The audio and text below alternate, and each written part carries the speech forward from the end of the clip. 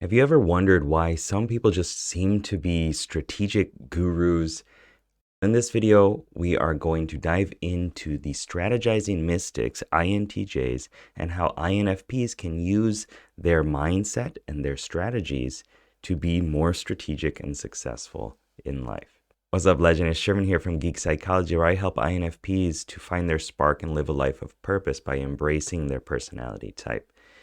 And there is a lot to learn from every personality type.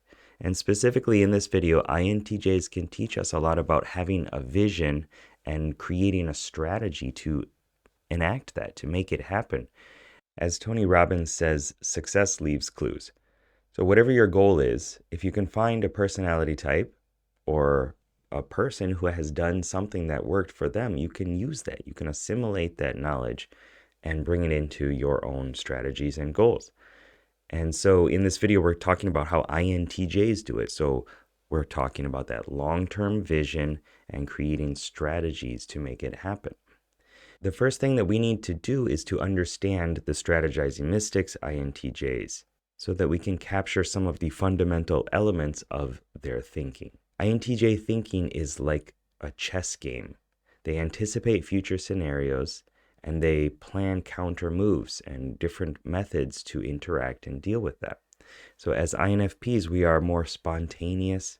We don't like to plan, but tapping into planning and anticipation is something that we can do in order to adapt some of their strategic abilities. The dominant function of INTJs is introverted intuition. I call this the mystic character within your questing party of your psyche. And as a mystic, they're visioning, they're looking out into the future with foresight, they're reframing ideas and reinterpreting the understanding of the world.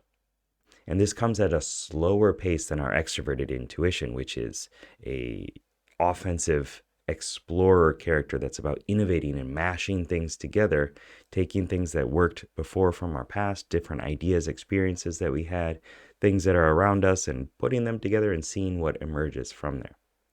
The mystic takes a step back, rises up, gets a new perspective over things, and then sees where everything is going. That can feel very slow for us INFPs, but it's necessary if you are talking about creating a strategic vision for your future and your goals so that you can do the things that you want in life.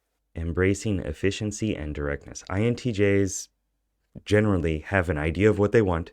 They know what they want, and they will take a direct approach to get there when the insight has crystallized and formed.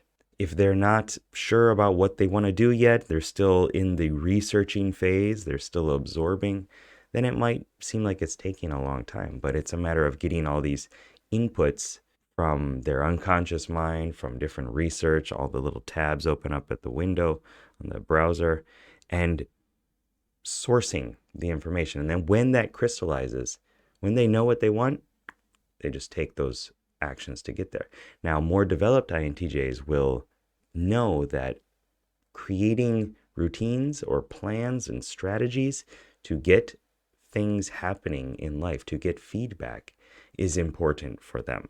And that will create a life that is enacting more of their introverted intuitive visions. And we have our own blend of this.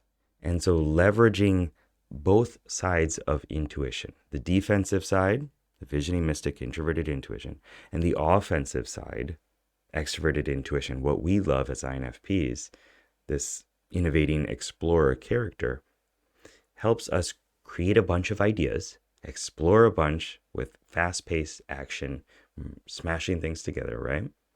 And then taking a step back and allowing our unconscious mind to sift through the insights and take one. And then we need to act on it. We need to embrace the extroverted thinking, strategizing commander character within us. The one that's saying, okay, if you want to get this done, you got to do it. You got to take these steps. You got to wake up early. You got to focus on the return on investment and the key performance indicators and make sure that you are measuring success. Because if you don't do that, then you're left with endless exploration. If you don't know where you want to go, it's hard to get there. You might go this way, you might go that way. But if you have in your GPS the location where you want to go, then it's a lot easier to figure out where you are in relation to that and take the steps to get there. Balancing objective insights with personal values. INTJs, they're two voices that are talking back and forth, sometimes conflicting against each other, often are extroverted thinking and introverted feeling. Just like for us as INFPs, extroverted intuition and introverted sensing. And the guy that's saying, go out there, do a bunch of stuff, have fun, see what happens. With, did it work in the past? Check with your past. That wasn't a good idea, was it? Don't do that again. And so for INTJs, it's get things done, the commander, with how does it feel? Your soul. Does it resonate with you? And latching on to strong, likely negative emotions as well, or just strong vocalized emotions. So INTJs are able to notice both of these voices talking and choose, hopefully, the one that is going to be more activated with creating the strategy to activate their goal, to create the goal. INFPs' extroverted thinking is submerged, is pushed down a lot, and it's very difficult to access. But if we have our heartfelt goal, this thing that we want in our life, then sprinkling some strategy in there is an amazing lesson that we can learn from INTJ. Our balance is different, but there is an approach that is looking at both of these. The objective, what works, with how does this affect the individual person? Myself, yourself. And remember, you can and should use your emotions to make decisions. Use your values. Use what's important to get that fuel, that motivation, that fire to go do the things that you want. And then again, bring in some strategy to make it actually happen. Emotional intelligence is extremely important, but also taking actions to make things happen is extremely important too. And remember to set up long-term planning. Figure out what you want 10 years from now. Where do you want to be? What do you want to do? Who do you want to be with? And break it down into 5 different pieces and then 5 smaller pieces and even smaller. So then you have actionable steps that will emerge into you being successful and doing the thing that you want. And remember, strategies can feel like straitjackets, but it's not. It's a way that you can guide yourself to get to where you really want to be. And within that, there's flexibility, knowing that there are better quality steps that you can take instead of a massive amount of different directions. And then telling yourself, this is what I want, this is what I need to do in order to get it, this is the price that I need to pay in order to achieve the things that I want in my life, it's more likely that you will make the more efficient choice. So these are some things that we as INFPs can learn from INTJs. And remember, it's about implementing other strategies to enhance yourself. It's not about changing who you are. It's about adding new skills onto who you are so that you can do more of what you want to do with the added benefit of a breadth of different skill sets.